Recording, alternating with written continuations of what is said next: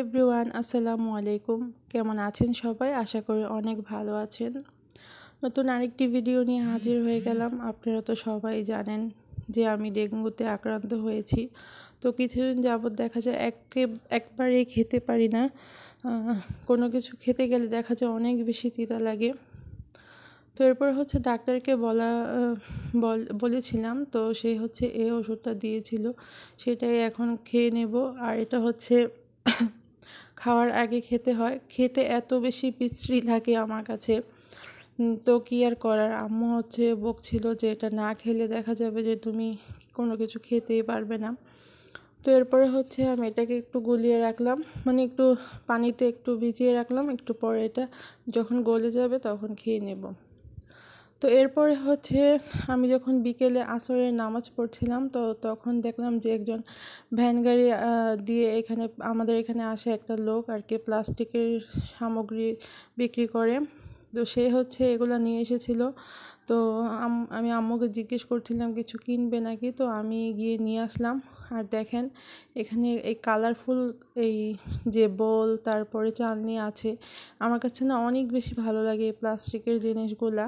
আর এগুলো সব কিন্তুই 10 টাকা করে পিস, 10 টাকা পিস, মানে দেখলেই অবাক লাগে না?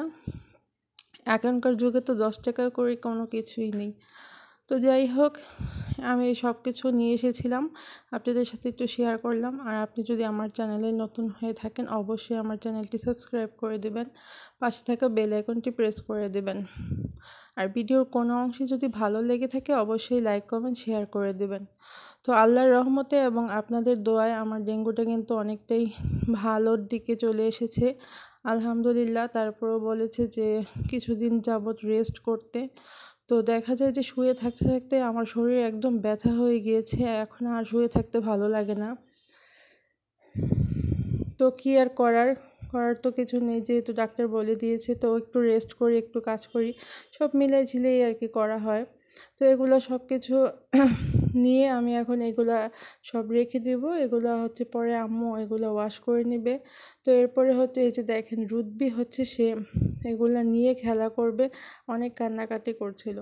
তো এগুলো রাখার পর সবাই সন্ধ্যার দিকে চায়ের সাথে কিছু পিঠা ভাজা খাবে। তো সেটাই আমি ভেজে নিচ্ছিলাম। ওই যে বললাম না, অনেকক্ষণ যাবৎ শুয়ে থাকতে থাকতে না অনেক বিরক্ত লাগে। আবার এমন দেখা যায় যে সকালে আমি ঘুম থেকে উঠে একটু নাস্তা টাস্তা করে হালকা কিছু কাজ করার পর আবার আমার অনেক খারাপ লাগে বা ঘুমে ধরে। তখন দেখা যায় যে আমি আবার গিয়ে শুয়ে পড়ি। আবার উঠে গোসল টোসল করে ভাত টাত খেলে দেন আবার দেখা যায় শরীর খারাপ লাগে। তো এভাবে আসলে আমার জীবনটা এরকমভাবে চলতেছে, কিছুই কি আর করার। তারপর আল্লাহ যেরকম রেখেছে, আল্লাহর কাছে শুকরিয়া, হাজার হাজার লাখ লাখ কোটি কোটি শুকরিয়া, কারণ এর চেয়েও কিন্তু খারাপ রাখতে পারতো। তো এভাবে আমি সবগুলা পিঠা এখানে ভেজে নিচ্ছিলাম।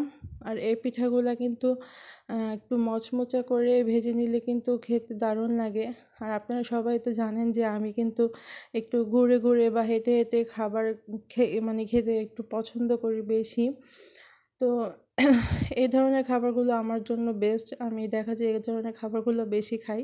তো এই জন্য কিন্তু বকাও খাচ্ছিলাম আম্মুর কাছে, কারণ ডাক্তার বলে দিয়েছে যে একেবারে লিকুইড খাবারগুলো সব ওনাকে খাওয়াবেন, ওনার শরীরের ভিতরে অনেক বেশি দুর্বলতা কাজ করছে। তো প্রতিদিনই একটা করে তো ডাব খাওয়াই হচ্ছে, আর কি আর করার। আচ্ছা যাই হোক, এখানে পাশের চুলে আমি কিন্তু চা বসিয়ে দিয়েছিলাম, চাটাও আর পিঠাও ভাজা হয়ে গিয়েছে। তো আজকে আমি আপনাদের সাথে চাটনির রেসিপি শেয়ার করব। এখানে আদা কুচি, রসুন কুচি, লেবু, কাঁচামরিচ আর ধনেপাতা নিয়েছি।